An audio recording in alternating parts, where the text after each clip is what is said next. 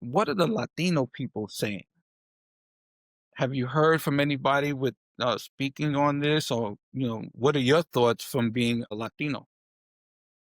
I think like Tony was talking about, we all have a part to play in our history. And if we forget, there's a saying that says, those that fail to remember are doomed to repeat.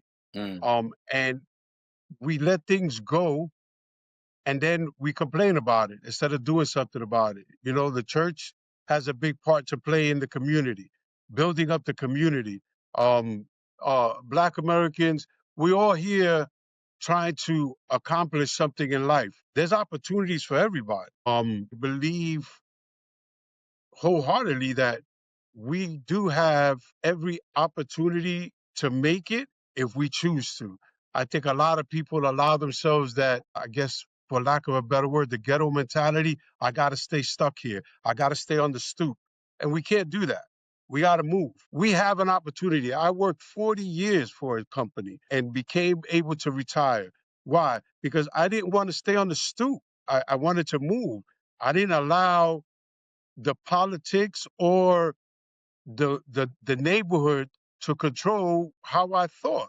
I have my own opinions, right? We move forward in our opinion. We not I'm not stuck on it. I'm open-minded. I'm able to hear what people are saying. I'm able to hear and receive what people are saying, but we have an opportunity to change things. We do. Each individual has an opportunity to change things.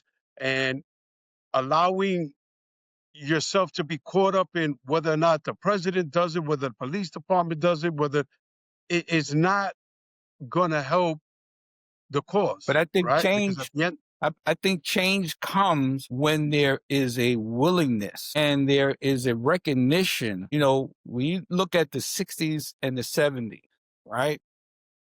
Communities came together. Mhm. The Black Panthers and the Young Lords closed down Bronx Lebanon Hospital, right?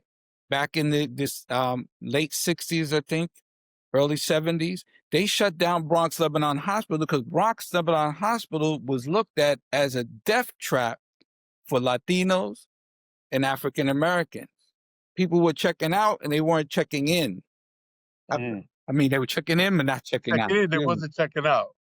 And they took over. They put under siege Bronx Lebanon Hospital, the Young Lords and the Black Panther Party. Why? Because there was change that needed to come into the communities. And I think now, and looking at social media, it's not happening on a grand scale because we really haven't strategized yet. You start to see more of the Black Panther Party now coming back up again. I believe they're in Philadelphia right now. There are different groups that are beginning to mobilize because we've been asleep. The communities have been asleep. And that's why governments have been able to come in and weaponize and look at communities of color as not places to help build and make better, right? That's one of the pet peeves I had when I was with the New York City Police Department, is that we police the same way in the communities of color as the same as opposed to Caucasian communities, and I believe that has a lot to do with what is transpiring today, because communities of color are not seen or respected as places that are needed in this country. Um, we have a president whose mindset is to be a dictator, and anybody that does not agree with him, he kind of attacks.